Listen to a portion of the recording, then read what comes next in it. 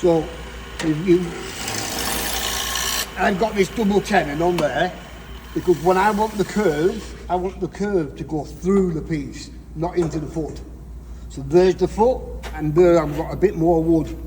So I can leave that there.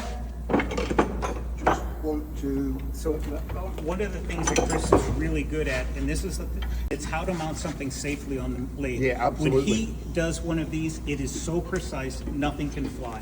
Because if it's off by a little bit and stresses are in the wrong place, something can fly off the lathe. I'll do it again. He's going to, yeah, he'll touch it up, do it again, make it, start with a fresh one if you have to. It's so important to get it on there because it's your face at the end of the day. Mine ain't pretty, but that's not from this. But so now I'm just going to use a skew chisel just to give it a dovetail.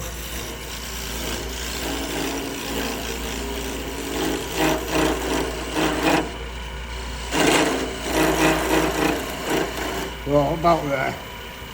And I'm also want to get that face on that flat so that the jaws, the front of the jaws, butt up against that and it's nice and flat and secure. So I'm happy with that there, that point with my bevel on. And I need to start there. So I'm going to bend over and twist. So on there, I'm going to pick the cut up. Once I pick the cut up, I'll move my hand away from the tool rest.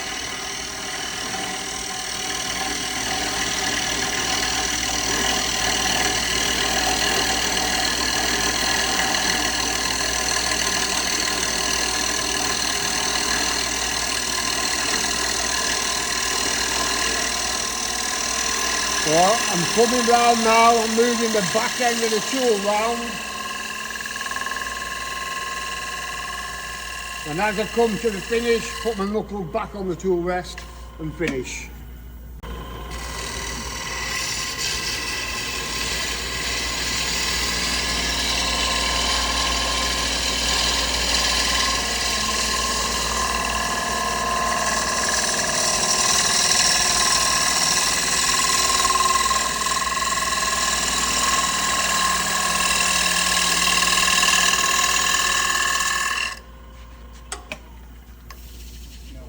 And we're nearly there.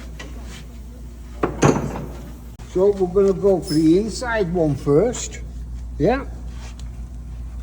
Because once that wheel starts turning, it'll cut straight through your flesh if it's touching it. Okay? It's as simple as that. So there is absolutely safe. But you don't want to get stuck in there either. So first one.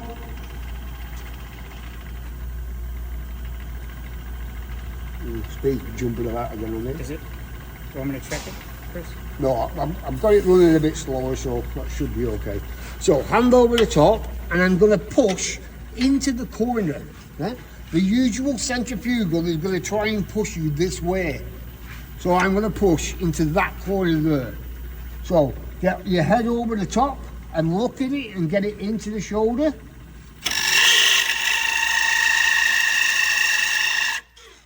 Now, with my deafness, I know it changes pitch, but I can't hear that. But I know that's a really nice, clean texture over there. Oh, wow. Oh my gosh. Okay? And there is quite a lot of pressure. So that's just the gap between the teeth. So this one is a 2mm one.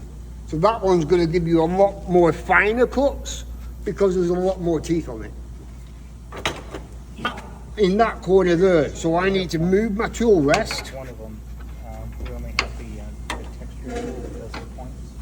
We don't have have the other one. So I'm going to be there, so I'm parallel to that surface. So then again over the top, I'm going to watch it into the shoulder, left hand bracing so it doesn't jump out.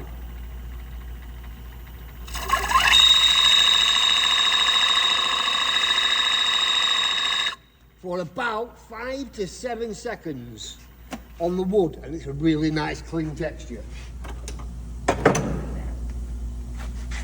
Yeah? Okay, so this one now we're going to do in the middle of it. It's what's referred to as orange peel. So if you see it there, it looks like the surface of an orange. So whereas with those two, there's a lot of pressure involved, with this one, it's the complete opposite. And it's the opposite with the speed. The speed you can have at 1500. So that's noticed that in the centre, it's still a little bit shiny compared to the outside edges that I've already done, because I broke the surface. So I'm aiming for this in the centre. So hand over the top, and then very gentle pressure on the wood. Let it find the wood. Oh, there. And you need to be able to move across the surface like that. So I can up the pressure a little bit, as long as I can still move across the surface.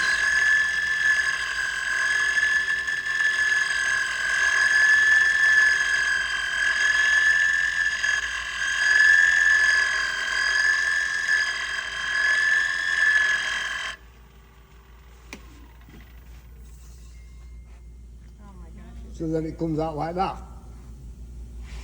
Now this is the part you have to pay attention to. Now we put the definition lines in. So I'm going to use a skew. Make sure that it is exactly at 12 o'clock.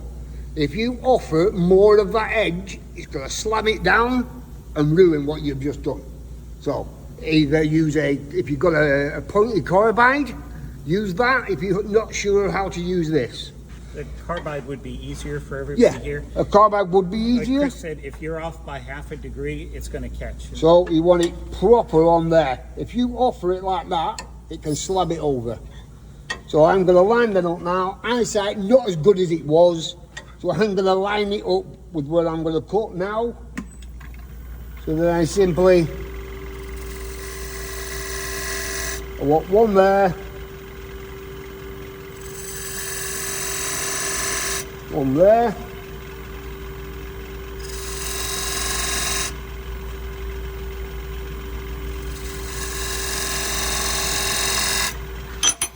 And we have plenty of carbide detail tools. If there's any fuzzy bits, that takes it off.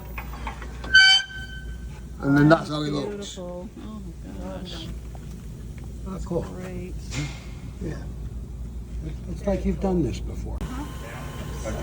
Push gentle and then lean back. Come to the edge and then go back in. Well, you see, I've nearly got it completely closed, so it's taking a very light cut.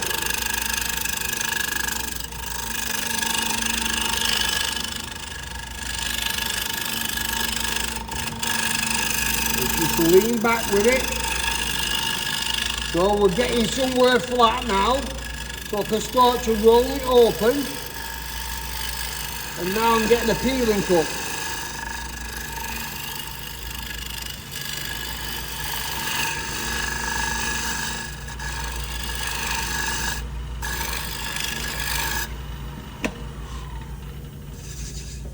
So it's a safe way to get it flat. So go and get that flat.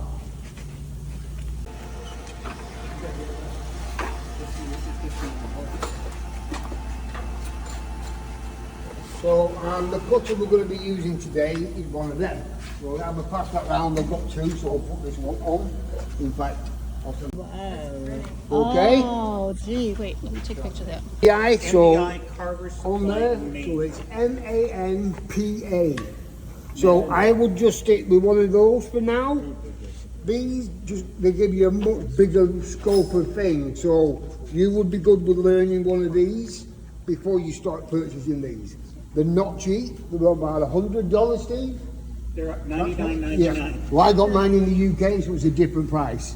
But the beauty is, the cutters, when you need replacing, they're about $40. But also, you think you get 4 sides. Is that different? It's very cheap. No, it's the same.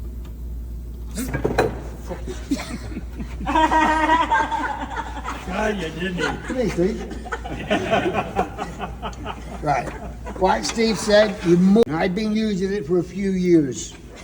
The power tool, it's going to be loud, it's going to be noisy. If you push that in there hard, it will do it, but you will need to go and change your underwear. So don't do it. As gentle as you can be. So we're going to get the tool rest horizontal to the lathe. Horizontal there. So cutter on center. Then this. You don't want to get trapped. You don't want to be stuck in between there. You need a little bit of wiggle room. And you don't have a lot of wiggle room. Chris has modified his at home. Yeah. So I've taken these 2 fins off to give me a bit more room. Otherwise, you've got about 1 inch. So on there, that's where you want to be, and that's perfectly safe, okay? So we're going to run this at about 1,000.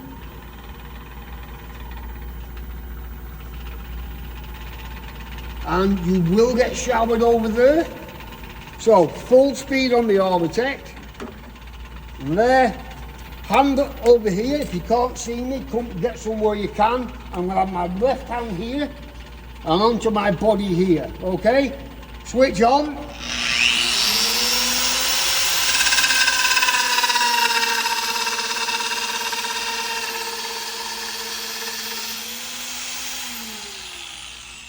You don't go through the middle because it'll pick it up and throw it back at you. So we've got that there. Okay, that's not too bad. Go there. Right stick, so it's the pencil. So you just get that off any art shop or Amazon. So I've got the texture on there now, yeah? So it might just need a bit of clean up. I'll get it for you, Chris. It's not put together. What? You do? Yeah, I'll do it. So this doing for the big reveal. Just going to slow that down a bit.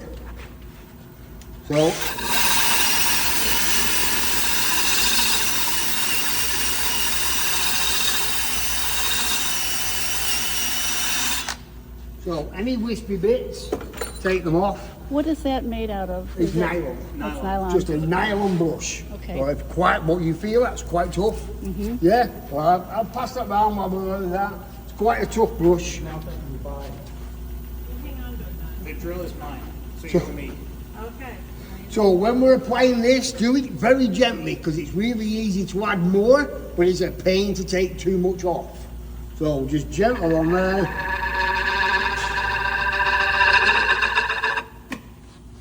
And it's really important that you get one that's Oh not my colored. God. It has to have a clear nylon. Find me one of those. Yeah. Because it- Yeah.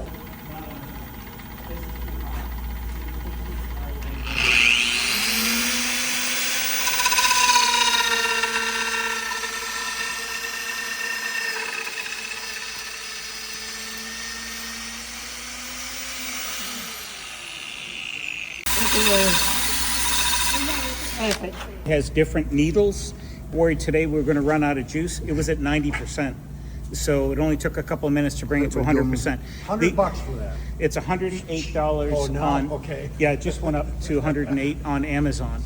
And they work really well. They come with the containers. You can store your paints in here or your dyes. What works really well is the ChromaCraft alcohol-based dyes. They dry real quick. They work really, really well. Nick Agar, right?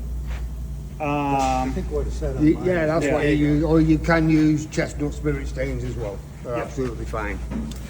So you, Yeah. as you push this in, it's likely not to go into the center. There's a groove. You just click it in.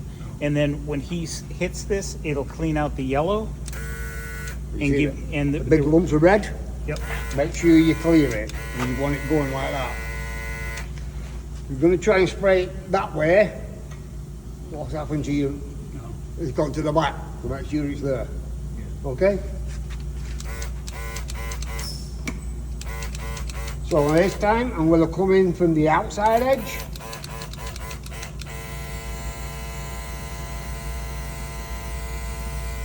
I'm touching and then come away from it.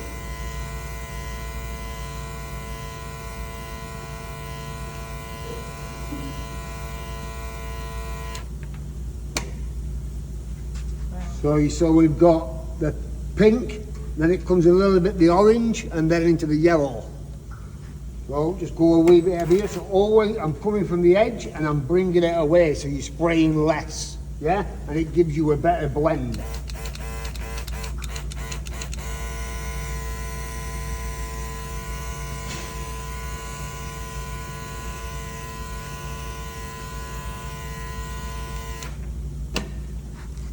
Very nice. And we're at that. Beautiful. Okay? Is that red or pink?